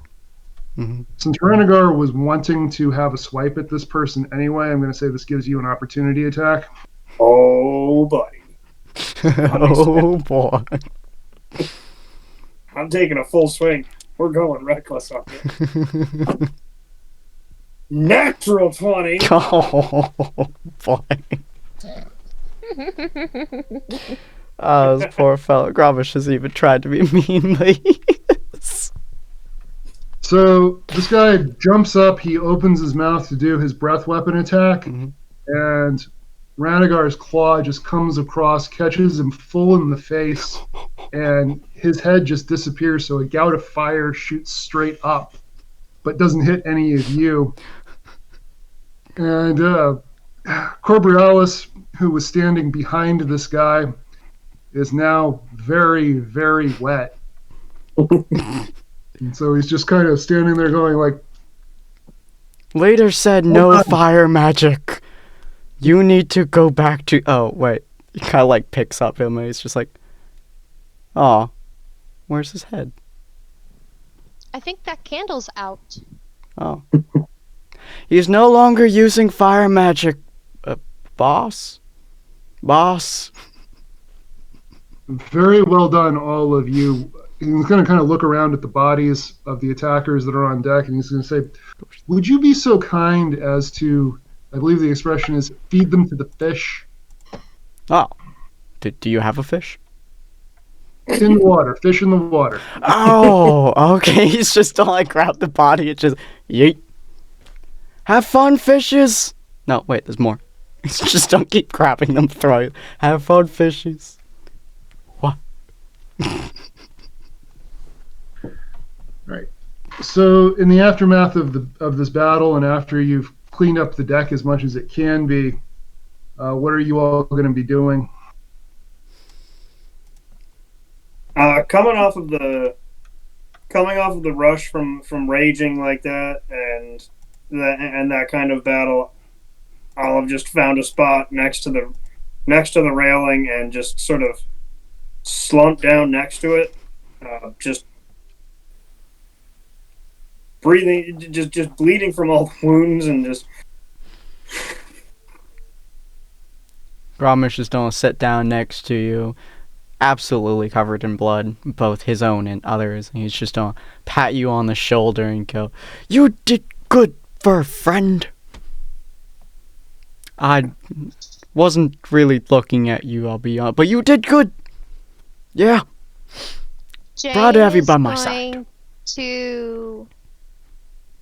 Jane is going to she's gonna look around for an ale or two for her barbarians. All right, so there is a tray of drinks that was left out as in the rush to get below deck. Servers weren't really packing stuff up. So you find a tray of drinks which you're able to bring over to your friends. Corbrialis walks up to you, and he's holding an owl that is impaled on an arrow. And he's just going to, like, holding eye contact with you, very slowly pull it through. Just hand you back your arrow and say that was a remarkable shot. And then he'll toss the owl overboard. I'm sorry. Poor owl. It's a little hard to aim when everyone around you is taller than you. These things happen. I can make another one. Gromish is gonna look at him and just go, "Owl friend?" Owl is going swimming. Oh, have fun, Owl. Owl's sinking. So as you're looking down, something just like pops up out of the waves and just like snaps up the owl and then goes back under.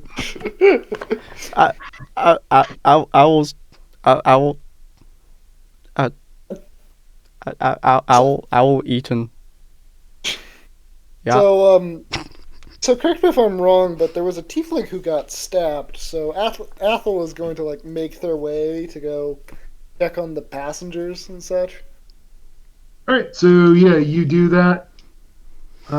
You're able to. The tiefling who got stabbed was the only passenger that was injured significantly. You're able to take care of them, and there's no other threats going on. Corbrialis is encouraging the passengers to stay below deck until the few people who work for him as the crew of the ship can get the thing somewhat presentable. And because the sails were so badly damaged and the fire did some damage to the vessel itself, you're sort of stuck limping into port under oar power, which this ship doesn't have much of, unless anybody has anything they can do that would either repair the riggings or cause the ship to go faster. Gromish can take an oar, but that's all he can do. Given how much bigger and stronger Gromish is than the average person in this world, I feel like if Gromish did that, it would cause the ship to just go in circles. me and Ragort just like, what? Just rage. Rage. All right, so the order of the cities going up the coast, the independent cities.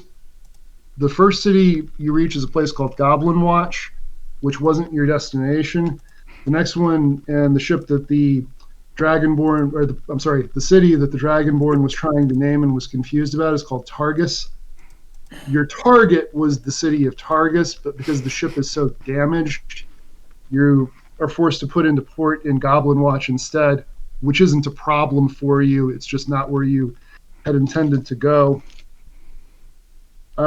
As you come into port, someone who's basically a customs officer talks to Corbrialis for a bit, and then after he finds out about the pirate attack, he is going to interview each of you independently. So I'm just going to go around, and I just want a general idea of what each of your characters would say to this person. So we'll start with, let's say, Ranagar. What would... And this person is very multilingual, so they actually do speak Knoll, and you're able to converse with them fluently rather than in your broken common. So what is your account of events for this person?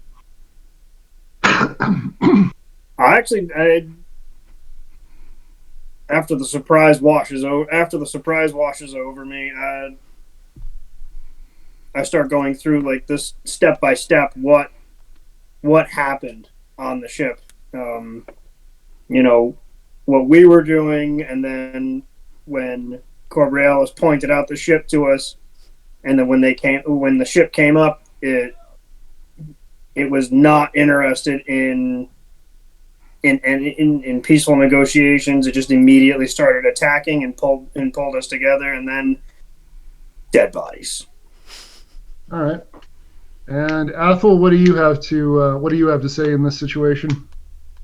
Well, there was this like strange ship that showed up with a really unusual ensemble of characters for these parts, and generally not a merchant ship in any way, and they attacked us. Seemed fairly well organized up until the very end, and managed to fight them off, but it was a tough fight. All right. And Jane, do you have anything to add to this situation? Jane is just going to go off of a very happy ramble, like proud gnome with how her team was, especially how Gromish was. It's like there was this enemy ship. They went up to ours, and our team attacked victoriously, and Gromish tossed bodies around. He even threw one toward me, but it missed me somehow. And then our other barbarian tore a bunch of the enemies apart, and I accidentally shot the owl. But nonetheless, sorry I'm rambling. It was just very exciting. We got everyone to safety under the ship, of course. The ship's terribly damaged from this enemy ship from the east, I believe. It definitely wasn't a merchant ship, and it wasn't a fisherman's ship. I would know that because my dad has a fisherman's ship. So, anyway, I should stop. I need to go find Brick. All right. And this customs person goes with you because he also needs to get a statement from Brick. And with that in mind, what does Brick have to say in his accounting of these events? Brick in Orcish actually is just going to essentially be like, boat came by and decided to challenge.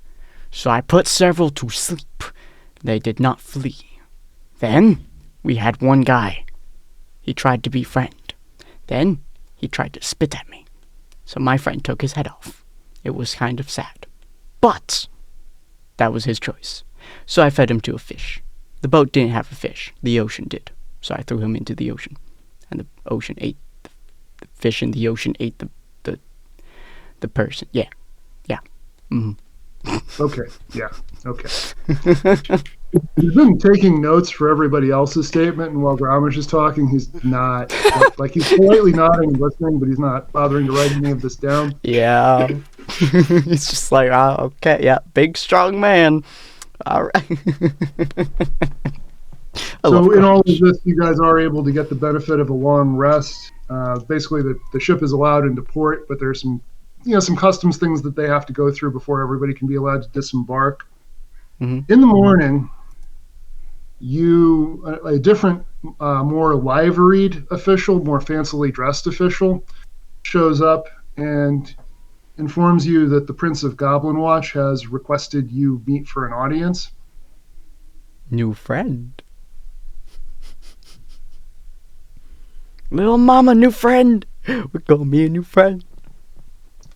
A royal friend. Is that different from a friend? Fancy friend. Ah, fancy. Fur friend, be fancy. Friend. And goblin friend. I think you're fancy. How are Athel and Retnagar feeling about this invitation you're getting? Athel is like not strictly comprehending the idea of royalty, and that just hasn't been raised really in society. So they're like, important person, cool. Let's go meet them. Is Goblin Watch named for the goblins? And then just attention is entirely gone after that. Okay. Been paying attention. I've just been trying to follow the conversation between Jane and Brick and the other goblin, and I nod along. Fancy goblin, fancy friend. Fancy friend. All right. So you are escorted through the city of Goblin Watch, which is nowhere near as fabulous as where you came from. It's still a busy port town and does a pretty brisk fishing trade and trade with people further inland. It's just smaller, dirtier, and poorer. The palace doesn't really look like a palace compared to what you saw in Marilus. But when you're escorted in, the person you meet is someone who has both goblin and human heritage, as is common here. And he's going to commend you heartily on having fought off the pirates. It's extremely worrisome that this kind of activity is happening in their waters. So there's a lot of genuine gratitude happening here. And he's going to ask, can the four of you keep a secret? I don't remember long enough to tell secrets. I will Can the keep three all. of you keep a secret? Yes. I've never explicitly had a secret to tell anyone, so in the hypothetical concept that is a secret, I might or might not be able to, depending on the nature of the secret. But really, we must get into the philosophy of, and then Athel just keeps rambling for a few seconds before finally saying, yeah, probably, it's fine. He says smart words. So at this point, this person is going to look at Jane and say, so anyway, the army of my close ally, the Emperor of Infernus, is going to go and is on their way right now to confront the army of the Dariag supremacy. And of course, there is no doubt that my Emperor will either negotiate a peace or win a glorious victory. What of those things happens will very much affect the politics of this area, and it would greatly behoove me to know about this before anybody else. So what I would like for the four of you who have proven yourself to be brave and worthy and fierce adventurers, what I would like for you to do is travel north. I don't want you to get involved in the battle, not at all. I just want you to observe it from a distance and report back to me what happens. But it's important that no one know that you're on this mission for me, because if the emperor somehow got the notion that I was spying on him or that my loyalty was less than pure, it could have bad consequences for me. I'm not going to ask if your friends can understand this mission, but do you understand this mission, and do you think that it's something that you might want to do? Yes. We'll definitely be able to do that. We'll be able to keep quiet and gather up the information for you. Considering that ship that attacked us earlier was from that general area, I wouldn't be surprised if our worries are true. So he's going to kind of look around the room, and he's going to make a dismissive gesture. There are still going to be a few guards in the room, but all of the servants are going to leave. And he's rather furtively going to pull something out of his robe and hand it to you, kind of like that, so even the others in the room can't see what it is he's handing you. So the question at this point is, do you take it, or you just leave this guy standing there with his hand out? I'm going to look at Brick and then back at the Royal Goblin and take his hand? Or the item, I guess? Alright, so what he gives you is a sending stone, and because of the nature of the intrigues that go on among these kingdoms, being caught with you don't want to be caught with a sending stone ever, because the assumption will always be that you're spying for the enemy of whoever it is that owns the other half of that sending stone. Okay. Present. So Yeah, so you now own a contraband item. And he's going to say, well, it's been wonderful meeting you all. You will be put up with accommodations, and you will be, of course, handsomely rewarded for your service, both in fighting the pirates and in this mission that you will be undertaking for me. And I feel like this is going to be a very good place to leave our campaign for this evening. It's been a lot of fun. You guys have been an amazing group, I gotta say. Honestly, I'm having a lot of fun with this. Amazing DM, and I'm loving being Gromish. I'm loving Gromish myself. This is fun. Great. Well, I believe you said that you were not going to be available next week, but if you want to do this again in 2 weeks, I'm very much there for it. Mm-hmm. Yeah, so next week, for all the viewers, we're going to be taking the entire week off from Sunday to Saturday because I have to do my homework and Ellie has to do her finals. And so the entirety of next week is going to be spent doing just pure homework grind. But if you guys want to come back in 2 weeks on Wednesday the 22nd, at 4:30 p.m. PST. That's when we're going to be doing this again. If you guys want to pop in tomorrow at 7 p.m. PST, we're going to be playing Saints Row the Third. And then in about 26 minutes, my friend Rogue is going to go live on this channel as well, playing South Park. Fractured Butthole. So if you guys want to check that out as well, that's going to be a Twitch exclusive, so it's not going to go onto YouTube for preferably obvious reasons. So go check that if you guys want to, and we'll see all of you fine folks on the next episode. But if you guys want to check out the rest of our stuff, feel free to go check out our socials, including that's not the right one, sorry. Including our Google sites where we have all of our up-to-date content. And we'll see all of you fine folks when we see you. Bye.